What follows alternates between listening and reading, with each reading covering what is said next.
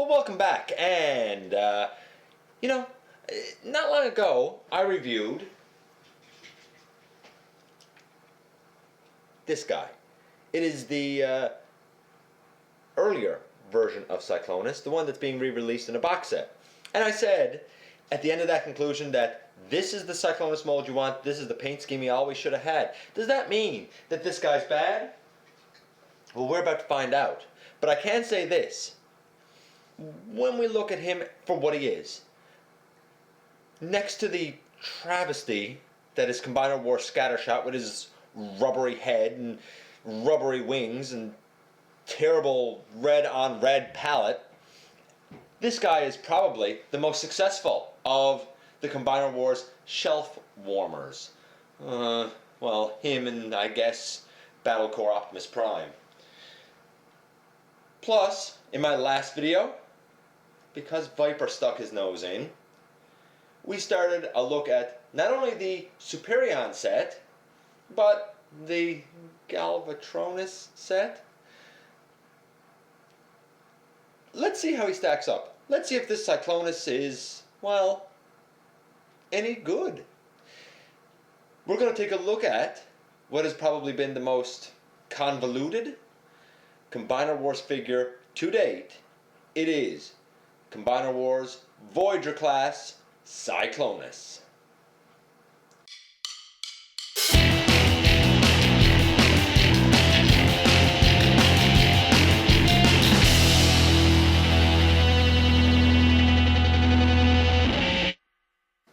Welcome back to the channel, audience, and as always, I'm going to introduce myself as Dennis Moulton, aka GotBot, and ask you kindly to check me out across social media and check out my first novel, The Everything Factor and Machinery of Man. And this is Voyager class Cyclonus. I'm almost not sure where to start with this guy. Let's give a little bit of history here first to put him in context.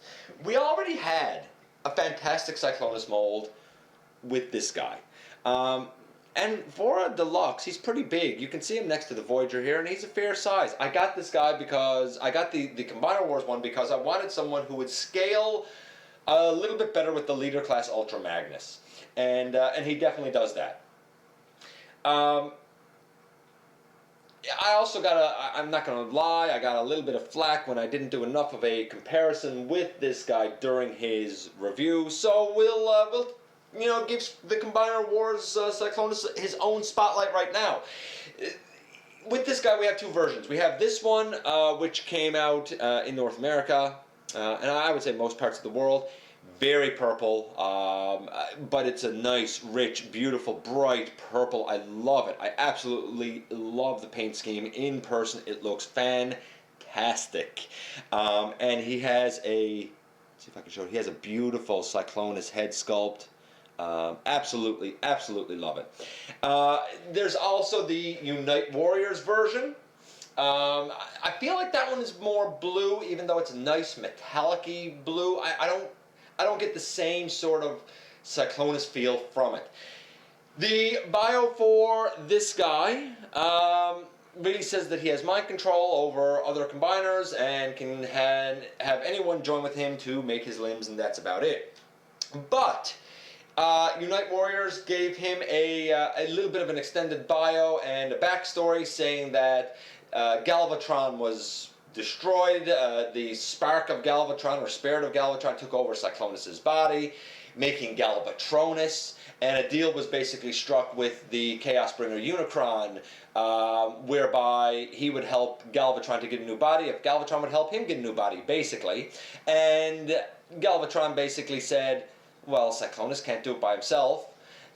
He became a combiner, and Unicron opened portals to different realities, pulling in, I believe it was Armada Thrust, the Ghost of Starscream, which I guess also opens up time portals because, fun fact, in Season 3 of the original G1 cartoon, Starscream is actually given a new body by Unicron, and we last see him hurtling through space. So I know that the Ghost was, in the Beast Wars series, but I guess technically Starscream did get his body back. Nevertheless, the Armada Thrust, the Ghost Starscream, the Zombie Breakdown from Transformers Prime, and from another universe, a version of Roller using the Rook mold that was basically left behind by Optimus Prime. And they all come together to become Galvatronus and basically help Galvatron get a new body. It's a bit of a quirky backstory, but it's a pretty good backstory. It gives Galvatronus a presence, but in terms of being combiners that fans will remember, this guy is really just a made-up one, and that's all there's to it. We also have the collector card, and I find it very interesting that in the collector card, really the version that you have is more, again, it's beautiful art, but it's this guy in it, not this guy. And you'll even notice that his gun is this guy, Nightstick. And for the record, in case you were wondering, yeah, the Combiner Wars Cyclonus can hold the Target Master Nightstick. Nice little feature. I don't know if it was a happy accident, but hey, that's great. Again, if you're into the cards, great. That's what we got here. So, right away, I think this guy wins over his Unite Warriors counterpart. But does he, stack it all to this guy? Well, let's take a look at the same things we always look at. Paint apps, posability, playability, and transformation. Paint apps, I love it. I love his paint apps. I love the purple that's used. It's so rich. I love the placement of the silver. And it's a silver, not a gray. It's a nice silver. Although they should have brought it over into the combiner ports on the knees. What can you do? It's not perfect. I love the paint apps in this mode. I love the paint apps in plain mode. I'll also say this. The Unite Warriors Galvatronus torso is more gray, which is akin to the G1 Galvatron toy. His core is purple, more akin to the animation model. I don't think the head sculpt looks anything like Galvatron at all. I think it looks more like Starscream wearing a crown. But I like the fact that it's purple. So in terms of paint apps, he's going to get a 9. He's going to get a 9 because they're not perfectly placed. They're not the perfect shade, but they are purple, and there's that wonderful head sculpt again. So they're going to get a 9. They're strong. Posability, playability, in plain mode, he's a plane. In torso mode, we will get to it. I know it's a reuse of the Scattershot mold. I don't think that he does the same justice as a torso that Scattershot does. And in this mode, his elbows bend nice 90 degree. There's a bicep swivel. His hands, they can do that. It breaks the mold, but I guess they can do that. There's no swivel. The head goes all the way around. It doesn't really, I guess it very slightly looks up and down. Nothing to get excited about. Nice ratchets on the shoulders, and you get a beautiful range of motion there. Ratchets allow you to go around 360 degrees. The wings are not on the shoulders as they really should be, like they are with the Classics mold. But if you splay them out, you kind of get that. You kind of still get that Cyclonus silhouette. Ratchets at the hips, and he can, do the splits with the best of them. Ratchets forward, get you nice and far. I mean, the knee kind of goes even forward a little bit. It doesn't look good, but, like that. I mean, you get about that far. Going back again, it's hindered by some junk, but, I mean, they could go back if you had the room for it. There is a thigh swivel, which is very nice. And, I mean, you get a beautiful, deep knee bend. It's great. And the feet rock forward and back. The heel rocks. It does help with posing a little bit. No left to right. So posability, playability, this guy's getting a 9. So far he's a 9 and a 9. He's a good figure, and though he fell over there, truth is, for the most part, He's pretty stable, or at least I find my copy of him pretty stable. Transformation is the next thing. He's 9 and a 9 as far as being a figure goes. We push the head back, we pull the nose cone forward, just like that. For now, we'll put his arms down, and we're not going to put his wings down yet because we need to deal with his legs. You open up the flaps on the back of the legs. You fold his heel into his foot, fold his heel into his foot, and flip it up into the leg, just like so. Turn the legs so that the knees are facing each other, like that. You're going to bend at the thigh, and there's a tab here that goes into a hole way in there.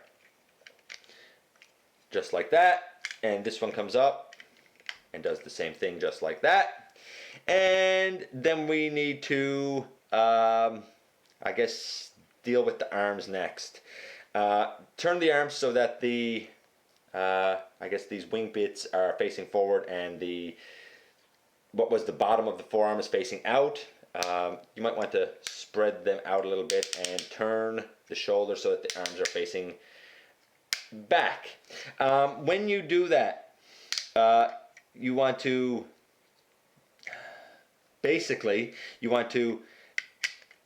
bend it so that the hand goes into the slot that's here. Same thing over on this side. The hand goes into the slot that's there.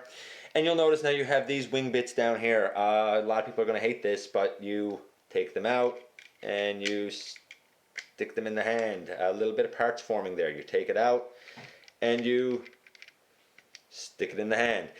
Next, we bring down the wings, and there's a peg on the wing, there's a slot on the arm. So we bring down the wings, and let's see, because if you don't have everything quite pegged in, this guy does not want to peg quite right. And I might not have his legs all the way in. Like so, and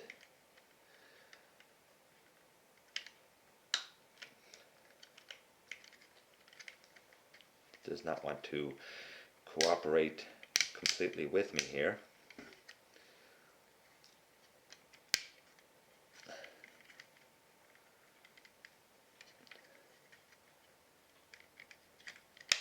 There we go, pegged it in on that side, and now on this side over here we will do the same thing, hopefully.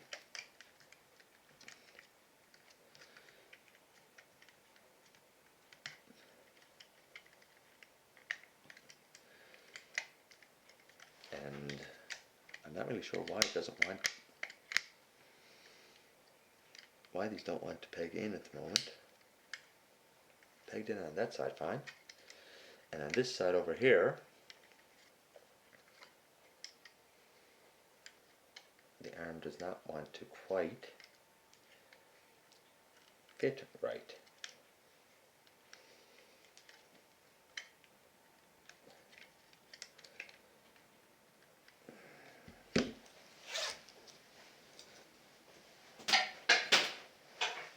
Getting a bit serious here now. Getting a little bit serious here now. And I wish I could tell you why this does not want to fit in here. And I cannot. Oh, wait. Maybe it's because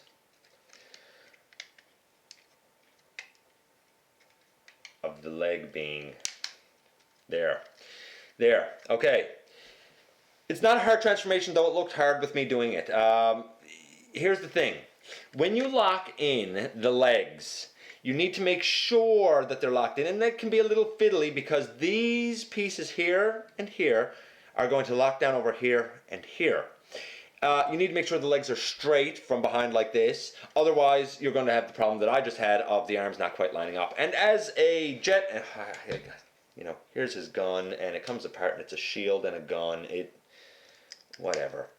And it can, there's two holes here, and it can peg up under there if you really wanted it to.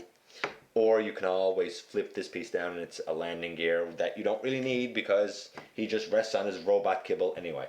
From the top, he looks fantastic. He looks like a Cyclonus plane.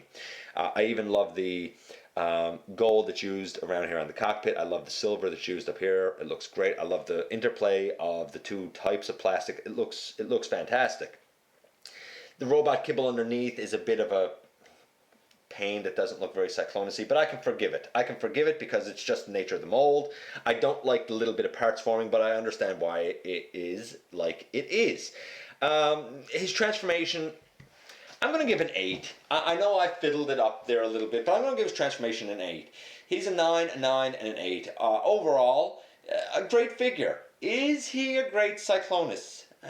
He's an okay Cyclonus. It's more like you look at him and you think, yeah, I know what they're going for there. I get what they were doing. It's not perfect, but I get what they were doing. I still say that this guy is the better mold to have for representation of that character. Okay, and that brings us to the last thing, which I guess I should do, and that's Galvatronus. This guy's never ever going to be in Galvatronus mode. He's going to go between plane and Cyclonus, and that is it, for me anyway. But to put him in Galvatronus mode, you flip back his nose cone, you unpeg his wings, the arms come out, and I guess they technically go, over his head, is really what's happening. You turn them so that this part is on the outside. You take these out of his hand again and put them in the side. I guess you can have them face up or down, your choice. I'm going to have them face up. Again, you take it out over here and you put it in the side and have it face up. The hands flip back to expose the combiner ports, and the head flips in, if I didn't already mention that. Then we come here and I find it's easiest to latch on right here and pull out the head, flip it back, and there's a tab here that locks into a slot up here to secure the head into place. Like that. That's the Galvatronus head. I don't think that looks anything like Galvatron at all. I think it's, again, I see what they were going for, but I know. This little flap down here that's really part of his chest, that flips up to become part of the abdomen area of Galvatronus. This piece of the leg comes out, this piece of the leg comes out, and they will lock together in front at a number of points. They'll lock together like that. You flip down the combiner port over here, you flip down the combiner port over here, and there is the torso mode of Galvatronus. Just so you can have a sense of what this guy looks like in combine mode and how Viper integrates, we are going to avail of, and I have not reviewed these guys yet because I am still waiting on their leader, we're going to avail of the Stunticons, the Combaticons. There you go, there's Swindle in his leg, and it doesn't really matter if these guys are in the right position or not because Galvatronus is made up. There he has legs, and I know that the camera is down. We will adjust it shortly. And you take, maybe I can adjust it now.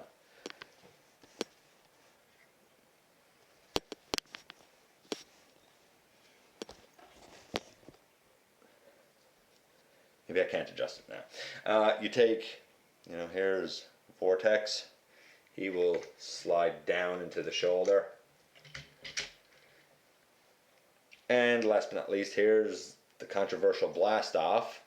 And I'm going to take the gun to try and make this guy more Galvatrony. I'm going to take the gun, and there's luckily there's a hole on the wing, and I can take the gun and slide it on there as a kind of arm cannon for Galvatronus to make him Galvatron-like.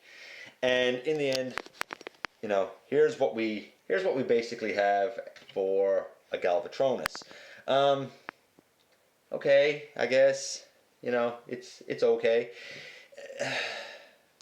Again, I'm not not struck on this, just because I have the Combaticons here. I'm waiting on Onslaught. He's their leader. He's their core. It is what it is. Here is Viper again. And on the gun, which I will remove, on the gun there is a slot, a 5mm port up here. That landing gear is a 5mm peg basically, and you know, he goes in there like that as the top of the gun. If you think that looks any good, I think it looks ridiculous, but that's just me. And we take that and we put it back in, and there you go. That's, you know, is that arm cannon any good? I don't like it. Like I said, I'll never use Viper like it. But, you know, there you go. So, there is, you know, I guess the Galvatronus series done. Viper, great figure.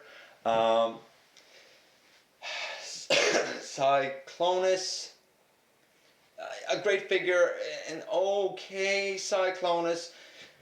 And you know what, Galvatronus, I guess he's a little front heavy now with Viper on there. Like I said, normally he stands well. He's standing well there now. Galvatronus, who cares? Anyway,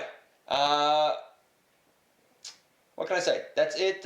Thanks for watching. And now we can move onward and upward with the aerial bots and Superion. Until next time, folks.